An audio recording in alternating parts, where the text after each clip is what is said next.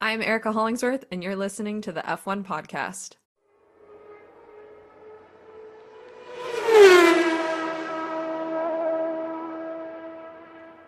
What's up, everybody? It's Andrew Clear from the F1 podcast, bringing you season 4, episode 9. I am joined by the lovely Erica Hollingsworth. Erica, how are you doing today? I'm doing well, good sir. How are you? Fantastic. We're going to be here to talk about the Japanese Grand Prix, but unfortunately, John can't make it today. So, John, we miss you. We love you. We Miss hope you're you. doing well.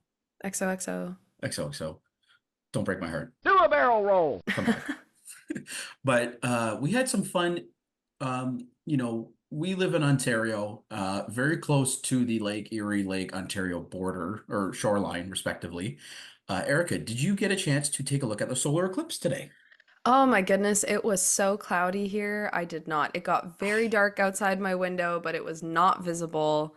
And I was a little sad about it, but some people seem to get some really good photos. Did you two manage to get a view of it? So I'm in London right now, and it was partially like the Mm. eclipse was partial, but you could really tell the difference. I mean, around 3 o'clock, I was working, and then I kind of looked up. No, I didn't look up outside. I looked, kind of out, and just to see it was sun, and then all of a sudden, like bam, hit you. It Mhm. was like dark.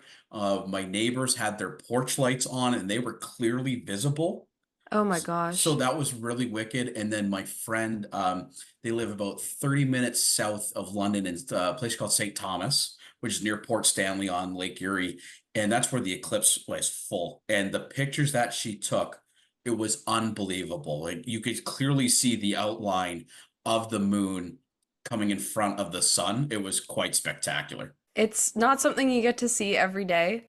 I'm sad I didn't get to see it because we saw that partial eclipse a few years ago here in Toronto, but not quite the same. But you know what? Maybe I have to do a little bit of travel to find my way to the next one. It might be another 20, 30 years, and by then Max Verstappen might have about 20, 30 more World Drivers' Championships to his name. Who knows? You know what? If this week was a testament to that in any way, shape, or form, it is entirely probable.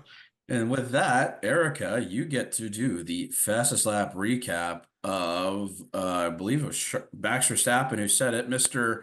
Money in the Bank, so to speak. He got all 26 points this weekend, counted in with the pole position, but we're going to let you talk more about it.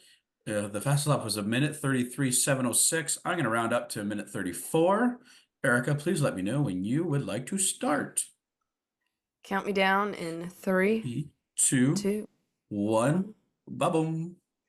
We were back at the Japanese Grand Prix for what was both an exciting and not exciting weekend of racing. To kick things off, we had the usual suspects leading the charge after qualifying, and with a pretty good getaway, Max came into the lead, but there was a bit of a kerfuffle because some of the other drivers did not have as good of a start. Going into turn one, we had Ricardo and Albon colliding, resulting in both cars DNFing right out of the gate and red flagging the session for a significant amount of time. Once all the drivers were back onto the grid and getting a new start underway, we did see some interesting racing and some very exciting overtakes, including a couple risky moves from McLaren passing on the outside. However, it did pay off for the majority of our drivers. The only other person to retire was Zhou, which we would have all assumed would have been out of a bad pit stop, but we did see Sauber have their act a little bit more together. However, there were some issues with the car that resulted in him retiring early. From then on out, the race really came down to strategy. Having an early red flag resulted in some teams having to alter their strategies, some drivers taking a one stop versus a two stop, which saw some unexpected results. We saw Lewis Hamilton allowing George Russell to be the lead Mercedes during the race in order to maximize potential points for them. We saw Sainz passing Leclerc toward the end of the race in order to take a third place podium for Ferrari. And we did also see a few other teams have drivers in unexpected positions, including having Aston Martin with Fernando doing pretty well and Stroll really struggling to bring some pace out of the car. With that said, Yuki got his first points in his home race, and we saw the usual suspects on the podium. Amazing. Look at that. That was right on the nose. Came down to the wire there. At first, I was like, I'm not going to have enough to talk about. And then Yeah. all of a sudden, I was like, oh my God. Unlike this Um, race, it didn't really come down to the no. wire. But as you mentioned, yes, started off, it was a first clean, Max Verstappen getting pole. Actually, I want to talk about qualifying very quickly. or should we talk free practice really quickly in the sense, kind of all built into the weekend. So FP1, we saw Waimu, Waimu Ayumu Iwasa. Iwasa, yeah, he drove for Racing Bulls in place of Daniel Ricciardo in the first free practice session. Him being his home GP, making his Formula One practice debut, so that both Japanese drivers are representing Racing Bulls at the start of FP1. I thought that was a really neat, a really great thing by Racing Bulls to do that, to give the home fans a chance to view their up and coming stars. Hmm. I think it's a really exciting time for anyone who is a big racing fan in Japan. You have Yuki, who's doing pretty well at Racing Bulls, all things considered, especially compared to, I think, what a lot of folks expected out of the car in the team this year already. We've seen the same typical teams kind of leading the charge at the front of the grid, but they're really one of the few teams that has a driver who can make it to Q2 or Q3. And for a young driver like Iwasa, in order to make his debut in front of a home crowd, when you're at that stage, you're just excited to have any time in seat, but that's got to be a little bit more meaningful and a little bit more exciting to know that it's in front of maybe some folks that you know, including friends and family. And it's a little theme that with him replacing Daniel Ricciardo, in theory, Daniel Ricciardo kind of needed every minute of practice this weekend, just based on his overall results. Because in qualifying, we ended up seeing something. Well, this is aside from Daniel Ricciardo, we saw something I don't think I've ever seen on the grid. Aston Martin in Q1 had Fernando Alonso finishing P2 on the Yep. timesheets. And I mean, holy crap. Like P2 with with Mercedes, with McLaren, with Ferrari behind him. I was like, holy shit, like this is really impressive. Where's going to be Lance Stroll? Oh, well, Lance decided to stroll himself out of, into the bottom five, Yep. finishing, I believe it was like P16. P16 was, I think, not expected when you see the numbers Alonso was pulling. You'd expect him to at least make his way into Q2, but he was out after the first round of quali, along with some of the other people that you might expect to be there. I think we were all hopeful that Albon would maybe pull himself into Q2 as well after the struggles that they've been having over at Williams. But I feel so bad for Logan Sargent because he is driving the repaired chassis that Albon destroyed in Australia, and Albon is still driving Sargent's car. Yeah, and then we get down to the race at this point. Max Verstappen getting pole position, right? But what was really interesting was also seeing that Sergio Perez was only like 600th behind him. And I was like, oh my God, we're going to have an amazing race on Sunday. You think that the two would fight out. Didn't really work out that way. But, we get to the start of the race and we have a first few clean laps through the S's. But I mean, just a poor start by Daniel Ricciardo, starting P11, and he dropped back down to like P16 by the time he got through the second S curve.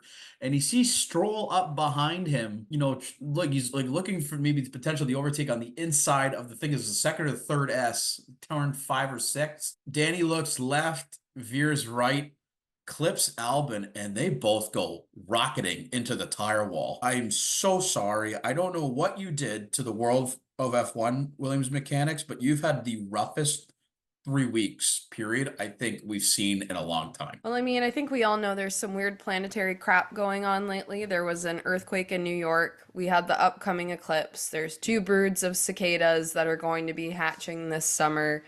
And you know what? That just means that if I've seen enough sci-fi movies, that someone's going to be paying for that kind of stuff going on. And it turns out it's the Williams garage that's paying for it ultimately. A little bit of foreboding in Australia and then just kicked it up a little bit more this weekend.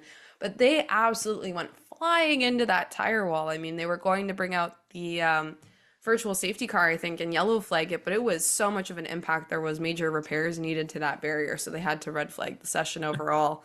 I mean, glad both drivers are fine and it wasn't more cataclysmic than it was, but my goodness, just further proof that you really got to rely on your mirrors and keep your head on straight if you're caught in a lot of the traffic and dirty air coming out of the start of a race, because it's so easy to overcorrect or make one tiny little move.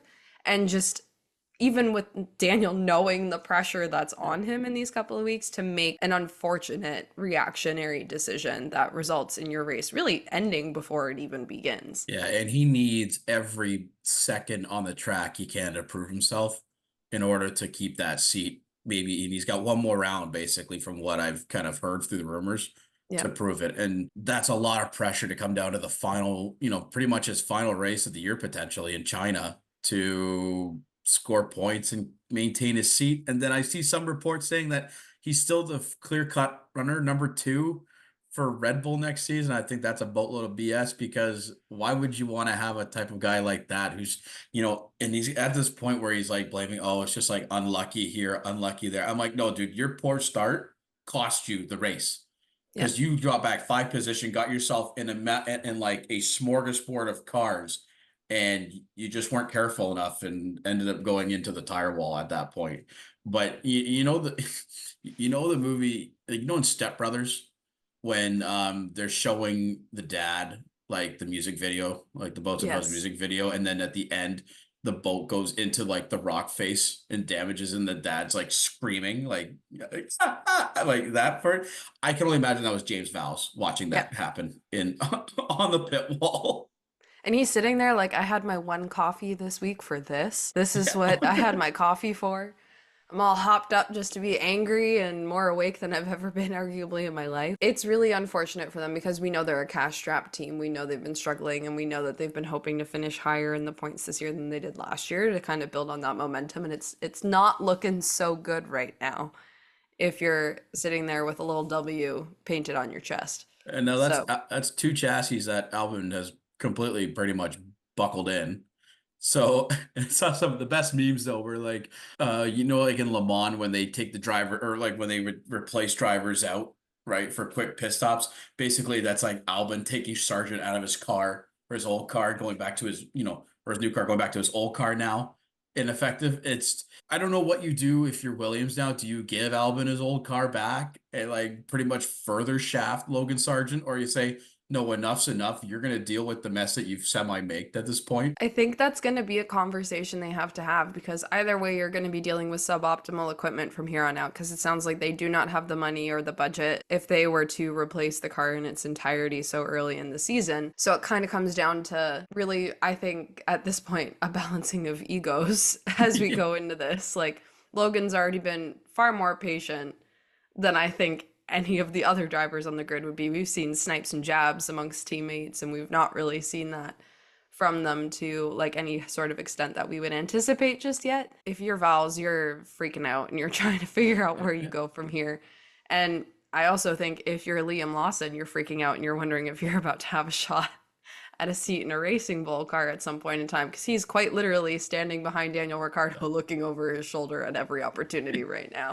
And the F1 cameras seem to love to find that too, because it was like halfway through the race, or actually just after the crash thing, before they went into like the standing start, they showed Daniel Ricciardo, and then they panned right to Liam Lawson going, "Don't mind me, I'm just recording."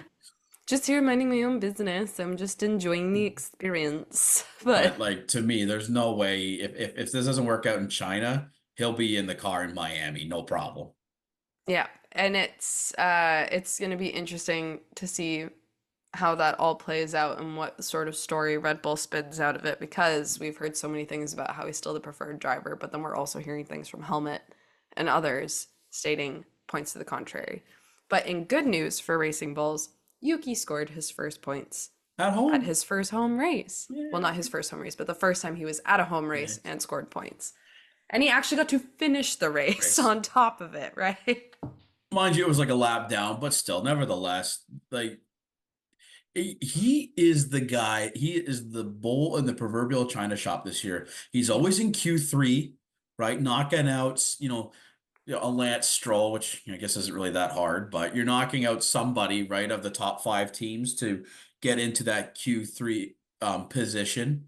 And he's scoring points in the top 10 consistently now. And it's funny because every year, guys like me, who say, "Oh, you still got to prove himself," blah blah blah. I think it's over. He's proved himself enough. Yeah.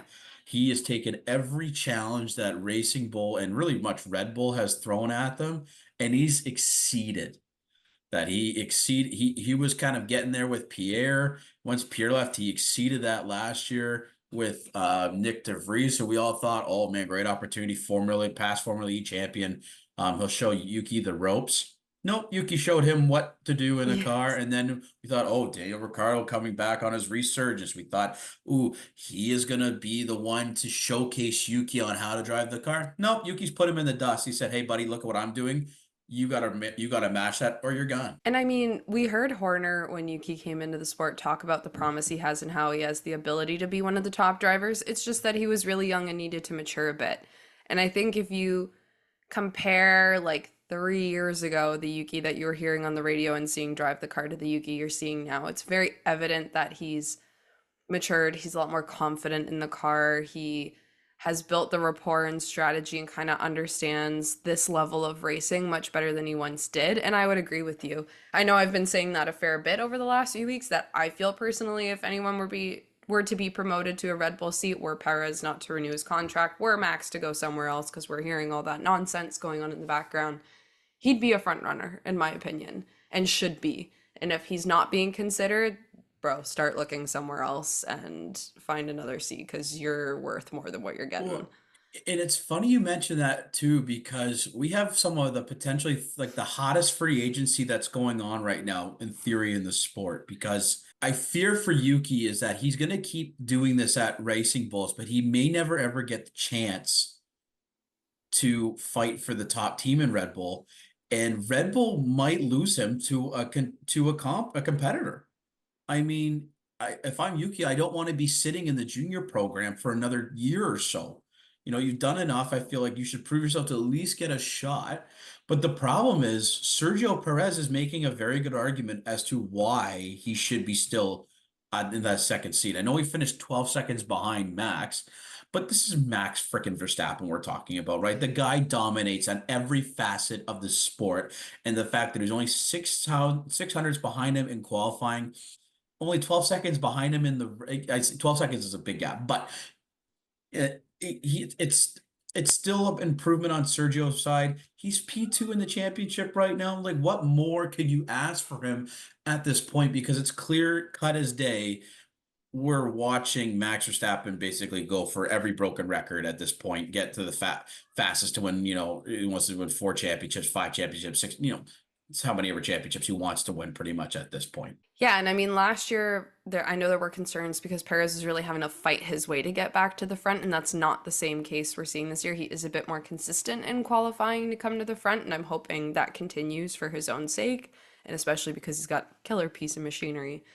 But it will be interesting to see what happens once silly season and kind of that mid-season break comes about, because that's when we really start to hear about a lot of these moves. And I anticipate that, it all started with the rumor and the then confirmation of Lewis going to Ferrari, and we know that's going to cause a lot of different pieces of the puzzle to shift and find themselves in different slots. So let's jump to Mercedes because I thought it was an interesting strategy what they went about from a Lewis perspective as well. Because after the red flag, I think they both put on the hard tire, if I'm not mistaken. Maybe although Lewis did for sure. And I remember Bernie Collins saying, "Is it an opportunity to like extend the hards to be a one-stop strategy on the hard tires themselves?" Clearly, that was not the case. The two-stop strategy was the most effective strategy because the tire deck was insane Hmm. at Suzuka for some reason. But I couldn't believe Lewis conceding the position to Russell. And if like you're Nico Hulkenberg, I mean not Nico, if you're Nico Rosberg, you're probably thinking, "What the like? Why didn't he do this for me back in 2016?" It's definitely, I think, something even the commentators commented on it. The internet was exploding where everyone was like, I'm sorry, I beg your pardon. What did we just hear? Because this is not what we were expecting. And so I think one, it's good on Lewis for kind of understanding the reality of the situation. You're on different strategies, and if you want to maximize points for the team, which I feel like even at this stage of the game, unless major advancements are coming, they're playing the team game over at Mercedes right now. They know it's not going to be any one driver kind of running away with this. Was kind of nice. I'm also very concerned for what's going on in his brain because it's so out of character for him. I was expecting more of a like, come on, lads, where's the pace in this car? Is there any way we can push it to like undercut? Yeah, he That's just not what I'm being hearing. So, conceited, right? He just seems so conceited and defeated in a way, and it's really tough to see. It's really sad to see because he has won so many races at Mercedes, right? And he became a seven-time world champion, won six world championships with Mercedes. And to see him go out the way that he's kind of going out right now, it sucks.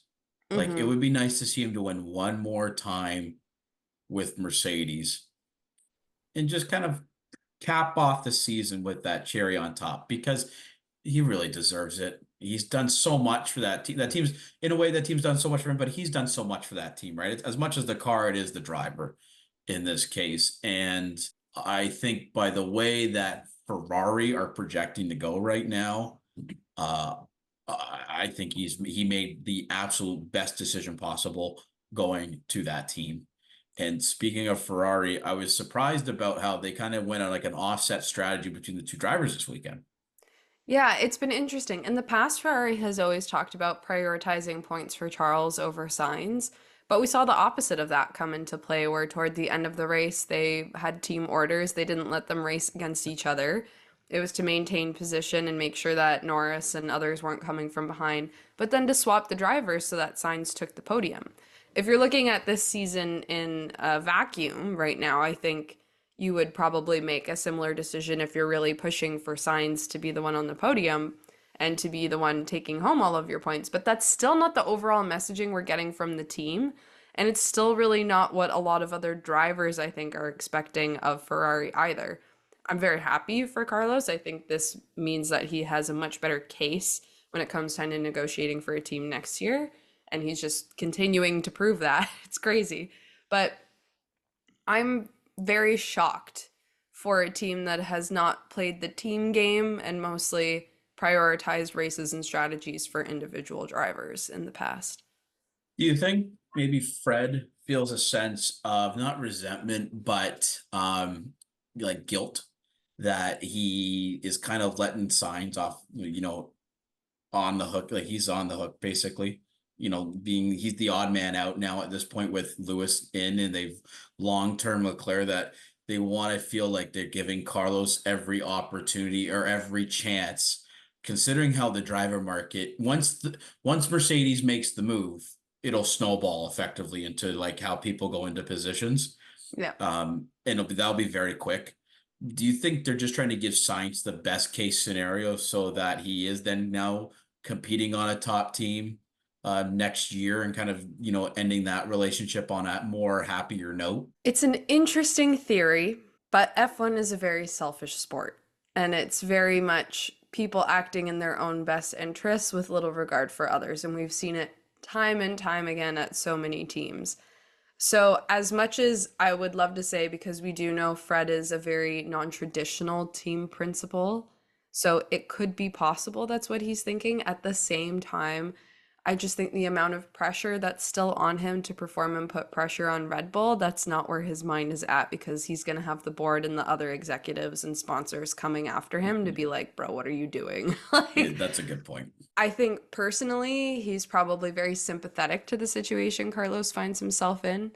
However, I don't know that he's necessarily calling any shots that are making Carlos look more favorable. If we're even looking at last season, Carlos was in many instances kind of outperforming Charles and running away with it by comparison between the two drivers. I feel like I keep saying everyone's running away with it tonight, but that's where we are. So it's one of those things where I think because of the hype around Charles when he joined the team and because of the hype of the length of his contract and all this stuff, in a way, it's a sense of promise unfulfilled at this point, and he still carries this big reputation as being the next big thing. Maybe he'll be the next Lewis Hamilton, the next Schumacher, but we're not seeing it.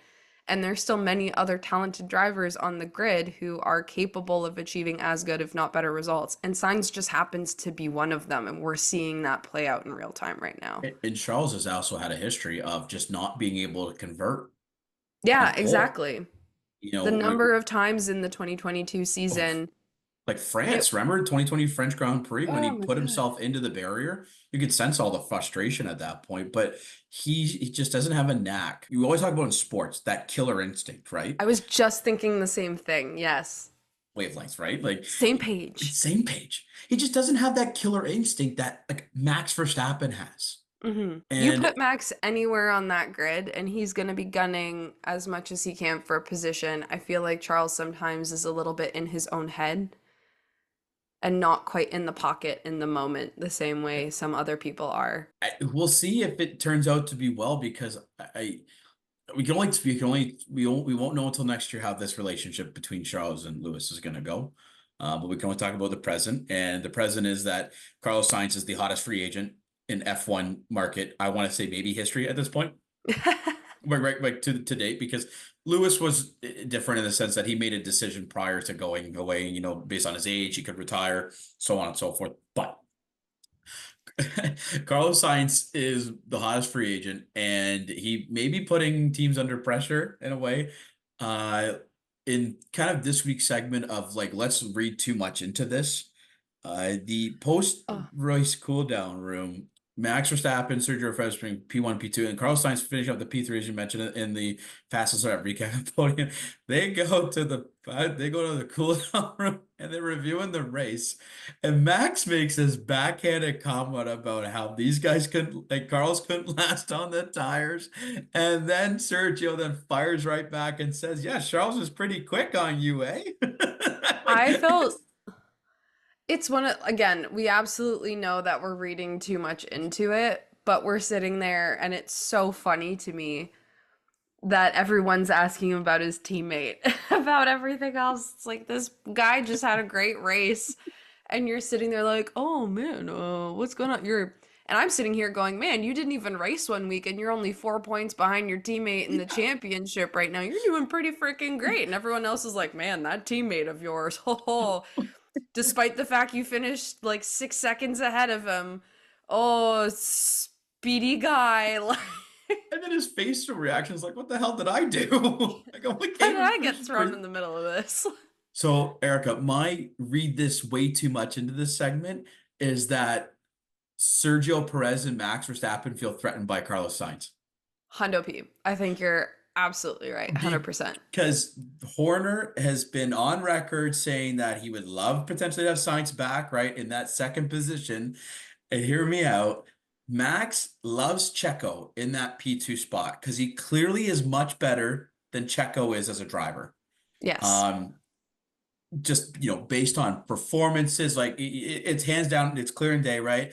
And that means they will always prioritize Max over Checo, right? And that case in point. And it's more of a case of Sergio getting to that P2 position than it really is Max beating him for the win. I think if Carlos goes to Red Bull, that is out of the way because I think Carlos, in the way that he's performing in this Ferrari, could contend with Max and create like a legitimate threat. And Sergio also doesn't want to lose his seat in Red Bull because this is the best team that he's ever been in overall. And I'm thinking both of them are in theory threatened by Sainz at this point.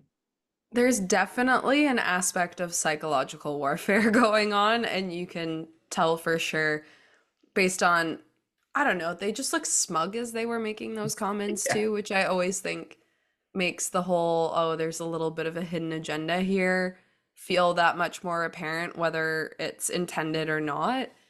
And you bring up a really good point. Like they're potentially threatened. Like I think Max knows, and I mean they were both junior drivers in the Red Bull program and stuff, so they have some idea of what it's like to race in equal machinery. I do think that in the back of his head he's like, "Oh, I wouldn't just be able to cruise through this one anymore. Mm-mm. It would be a different field." I think he would get a little bit more pressure. It would be very interesting in that case to see what team orders are like, because I do wonder if it would be like going back to when it was Ricardo and Max on the team and they were, competing egos and, folks wanting to, one of them used to be the star and now this other guy's putting pressure on him and they're kind of duking it out over that.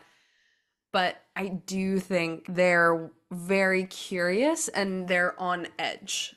They're It, Not sure if anything will happen. They're not sure if anything will change, but they're definitely trying to suss out the situation, build up the wall maybe, and protect themselves as best they can in case that is one of the scenarios that plays out. Only time will tell in that case because, Max has made comments also about like a Fernando Alonso, who, why would they, he's like made a comment, why would we want to sign like a 42-year-old, right? We've always been interested in young drivers in that case. So I think Max obviously wants Checo to be number two. And if they were to continue with the young driver program, he probably wants Yuki to be number two in that case.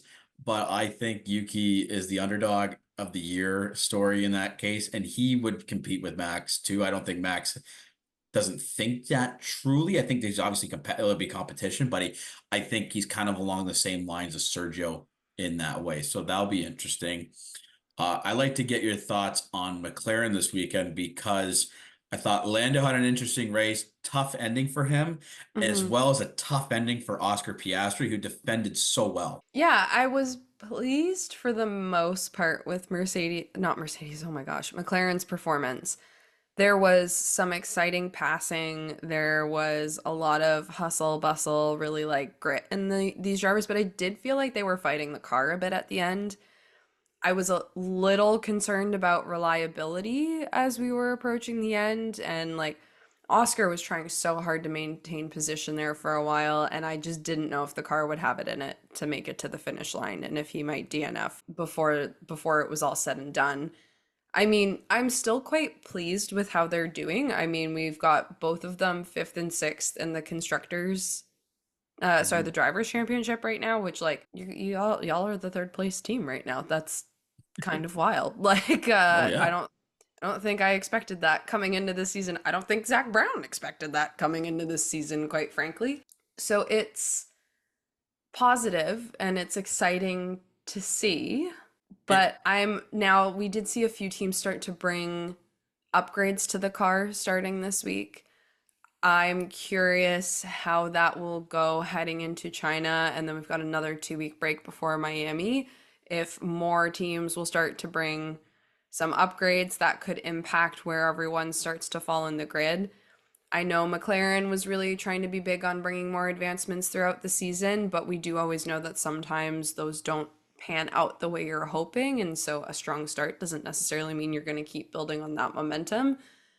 It could just be that I have PTSD from seasons past in saying that, but I'm still very proud and pleased with the grit these two guys are showing, and that I hope they continue to stay toward the front of the pack as we move into the rest of the season. And I would love to see Oscar get on the podium, and I would also love to see Lando get his first win this season if at all possible. But right now, things are looking so dominant with Red Bull yeah. and Ferrari being kind of close and behind. It would have to be like a catastrophic collision of events like at Monza when Hamilton and Max collided a few years ago in order for something like that to happen.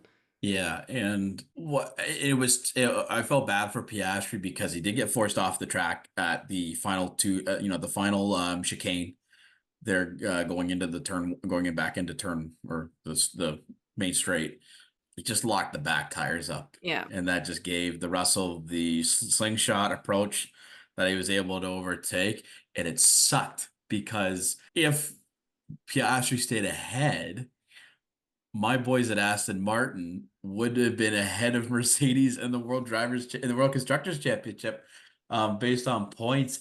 And I to think know. that is the case is quite interesting considering the start that we've had to this season. Fernando Alonso again has just been on another level.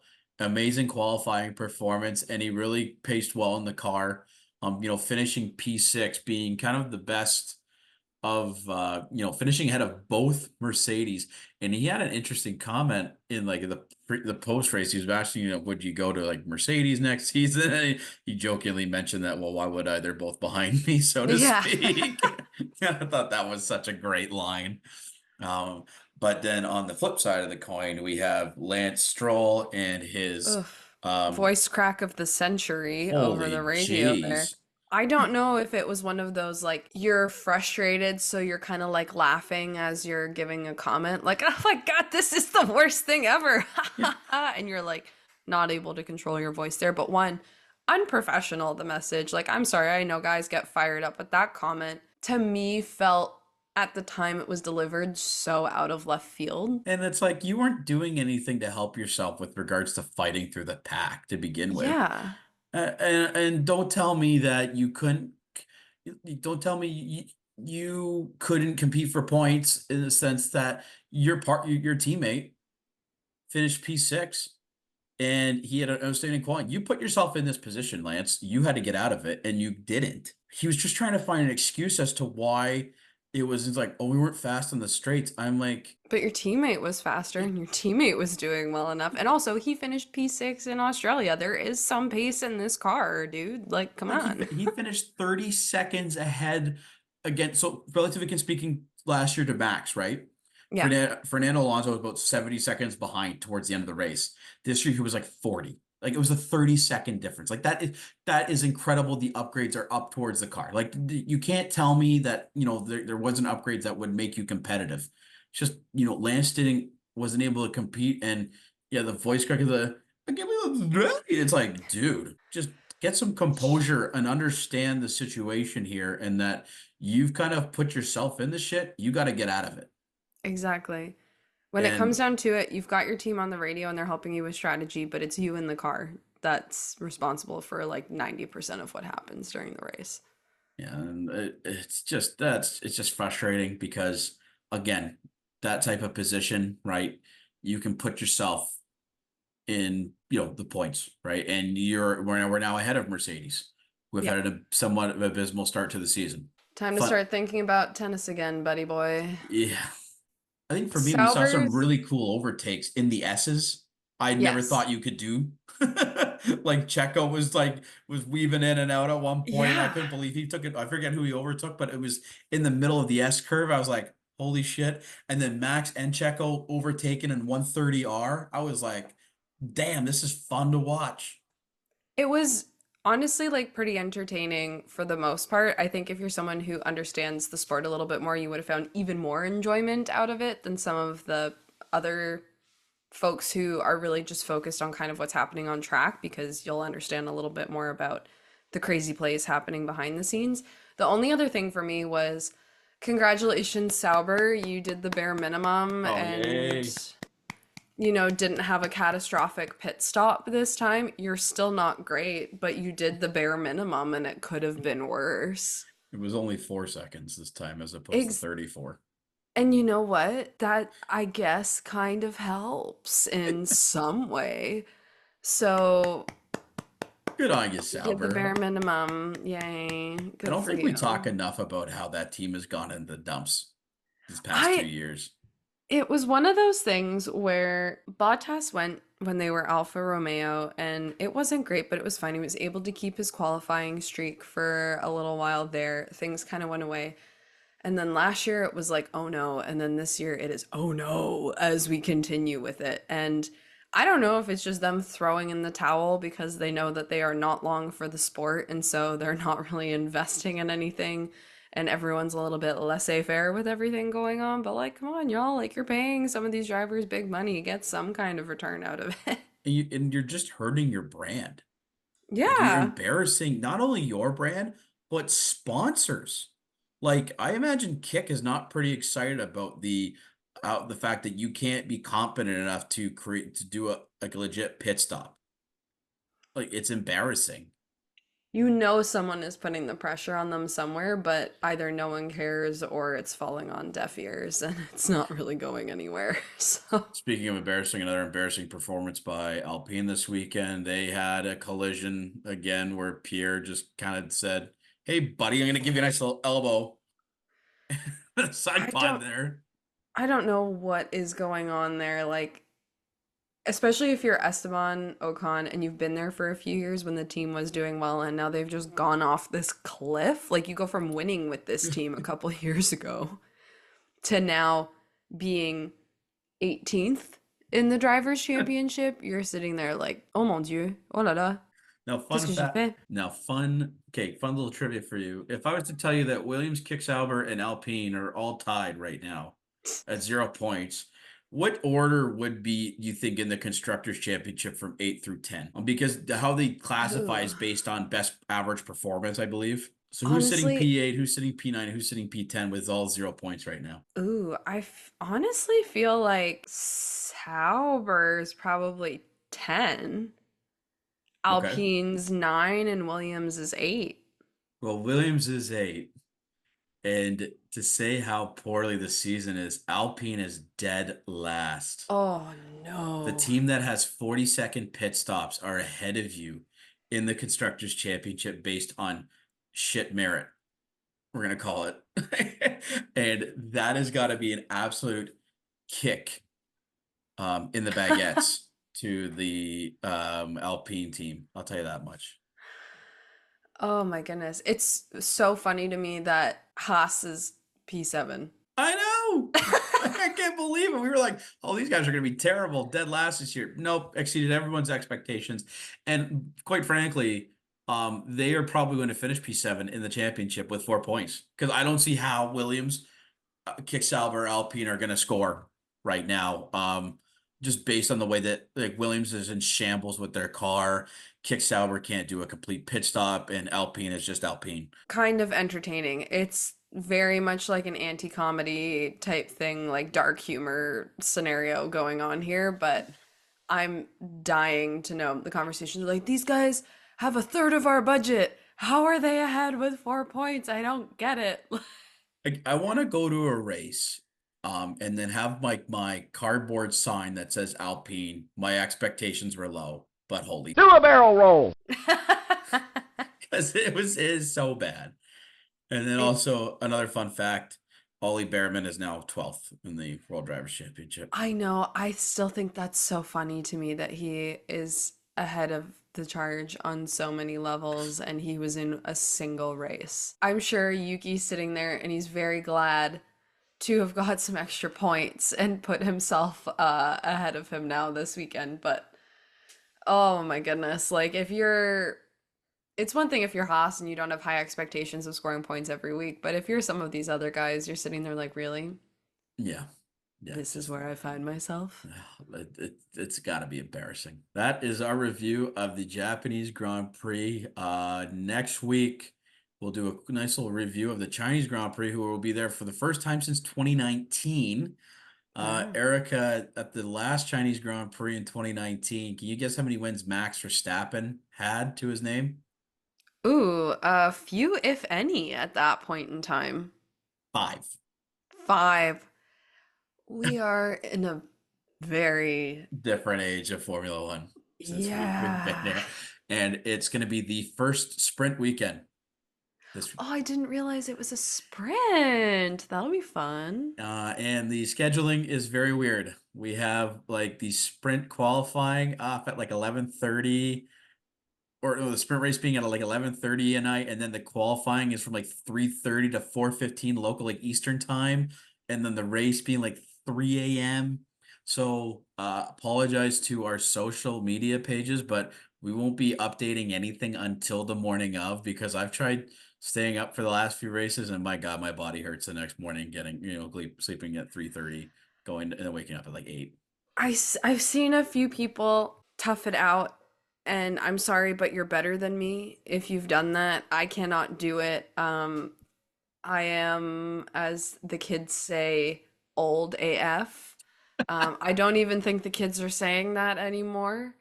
But at the ripe old age of 28, I no longer find myself able to do that. Yeah, and truthfully, I've toughed out the last two ones. Just don't do it. Just You if you have F1 TV or if you can record it on cable, do that. Your body will thank you later.